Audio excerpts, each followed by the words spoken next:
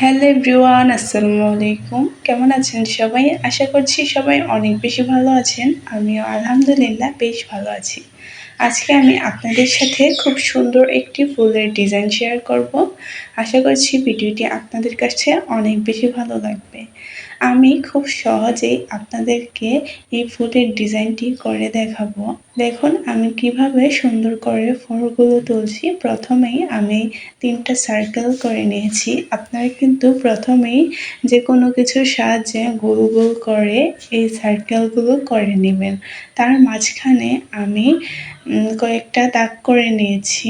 এখানে 8টা আমি দাগ করেছি 8টা পাপড়ি করার জন্য। একটা ফুলের মধ্যে আমি 8টা পাপড়ি রাখছি। আপনারা চাইলে 5টা 6টা অথবা আপনাদের পছন্দ মতো পাপড়ি রাখতে পারেন। এটা ডিপেন্ড করে আপনি ফুলের সাইজটা কত বড় রাখতে চাচ্ছেন। আমি এখানে 1 ইঞ্চির মতো গোল একটা সার্কেল করেছি। দেখুন আমি যে গোল সার্কেলের মাঝখানে যে দাগগুলো করেছি তার জন্য কিন্তু আমার এই পাপড়িগুলো খুব সহজেই আমি করে নিচ্ছি। এভাবে করে আপনারাও দাগ করে নেবেন, তাহলে আপনাদেরও পাপড়িগুলো করতে অনেকটাই সুবিধা হবে। অনেকেই এই ফুলের পাপড়িগুলো সুন্দরভাবে করতে পারে না। আপনারা যদি আমার এই ভিডিওটি একটু ভালোভাবে দেখেন তাহলে কিন্তু খুব সহজেই আপনারা এই ফুলের পাপড়িগুলো করে ফেলতে পারবেন। আমি এক এক করে সবগুলো পাপড়ি সুন্দরভাবে কমপ্লিট করে নিচ্ছি। আর যখন আমি পাপড়িটা করছি আমি কিন্তু বেশি টেনে টেনে কাজ করিনি, একটু আলতোভাবে আপনারা এই কাজটি করবেন। যখন বেশি টেনে কাজ করতে যাবেন তখন কিন্তু কাজটা কুঁচকে যাবে, দেখতে ভালো লাগবে না। খুব হালকাভাবে এই কাজটা করতে হয়, তাহলে ফুলের পাপড়িগুলো অনেকটাই ভালো লাগে। আমার 3টা ফুলের কাজ কমপ্লিট হয়ে গেলে আমি মাঝখানে একটা করে ফ্রেঞ্চ নট করেছি। ফ্রেঞ্চ নটগুলো আমি যখন ওই ডালের কাজগুলোতে করব তখন আপনাদেরকে ভালোভাবে ফ্রেঞ্চ নটগুলো শিখিয়ে দেব। ফুলের কাজ কমপ্লিট হয়ে গেলে আমি এখানে একটি ডালের মতো ডিজাইন করেছি। তো এটার মধ্যে আমি ডালের যে ফোরটা হয় সেটাই আমি করে নিচ্ছি। আমি এভাবে করে ছোট ছোট করে ডালের স্টিচটা করছি। একটু ছোট ছোট করে করার চেষ্টা করবেন, তাহলে কিন্তু দেখতে ভালো লাগবে। যখনই আপনি একটু বড় করে বা সাইজটা ভালো হবে না, একটা বড় একটা ছোট হবে, তখন কিন্তু দেখতে ভালো লাগবে না। চেষ্টা করবেন স্টিচগুলো একটু ছোট ছোট করে করার, তাহলে দেখতে ভালো লাগে। এই কাজগুলো আপনারা প্রথম যখন করবেন তখন কিন্তু ভালো নাও লাগতে পারে।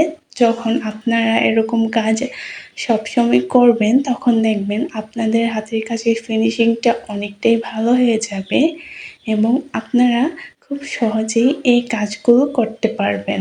আমার এই ডালের কাজটি কমপ্লিট হয়ে গিয়েছে। এখন আমি পাতার কাজটি করব। দেখুন আমি কিন্তু বাকি যে ডালগুলো ছিল সেই ডালের কাজগুলোও কমপ্লিট করেছি। সবগুলো ডালের মধ্যেই কিন্তু আমি ডাল ফোরটাই ইউজ করেছি।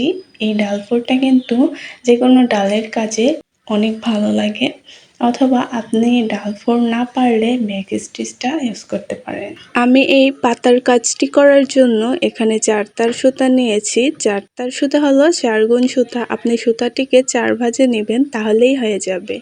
এটা যেহেতু একটু বড় সাইজের পাতা, তার জন্য আমি এখানে 4 তার সুতা নিয়েছি, যেন কাজটি খুব সহজেই কমপ্লিট হয়ে যায় আর মাঝখানে যেন কোনো ফাঁকা না থাকে। পাতাটির মধ্যে আমি ফিশবোন স্টিচ ইউজ করেছি। আর আমি যে সুতা দিয়ে কাজ করছি সেটি হলো সুতি লাচ্ছি সুতা। আপনারা চাইলে ডিএনসি অথবা সুন্দরী যে কোনো সুতা দিয়ে কাজটি করতে পারেন। আমি পাতাটির মধ্যে ফিশবোন স্টিচ দিয়েছি। খুব সহজেই কিন্তু আমি এই পাতার কাজটি কমপ্লিট করে ফেলেছি। আপনারাও চেষ্টা করবেন ফিশবোন স্টিচ দিয়ে পাতার কাজটি করার, তাহলে খুব দ্রুত কাজটি কমপ্লিট হয়ে যায়।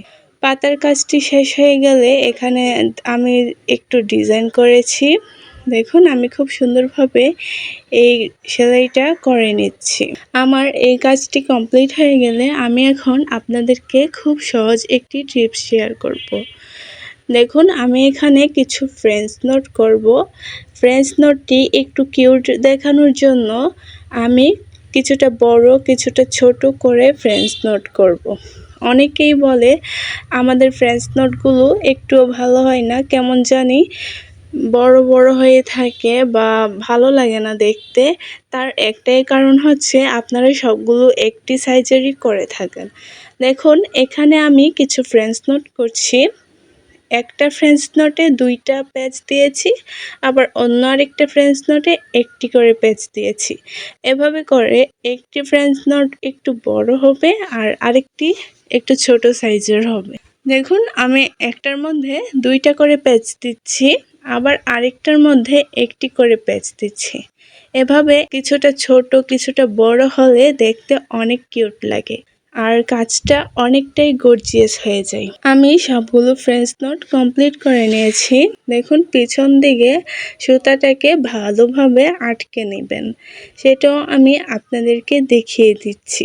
কাজ শেষ করে সুতাটি যখন আপনারা কাটবেন তখন একটু বড় করে রাখার চেষ্টা করবেন। আশা করছি আমার এই কাজের ভিডিওটি আপনাদের কাছে ভালো লাগবে। যদি ভালো লেগে থাকে তাহলে আপনার মূল্যবান মন্তব্যটি কমেন্টে জানাবেন এবং আমার ভিডিওটি ভালো লাগলে একটি লাইক করে দিবেন। আপনি যদি আমার চ্যানেলে নতুন হয়ে থাকেন তাহলে প্লিজ চ্যানেলটিতে সাবস্ক্রাইব করে দিবেন। এই ছিল আমার আজকের ভিডিও। সবাই ভালো থাকবেন। আল্লাহ হাফেজ।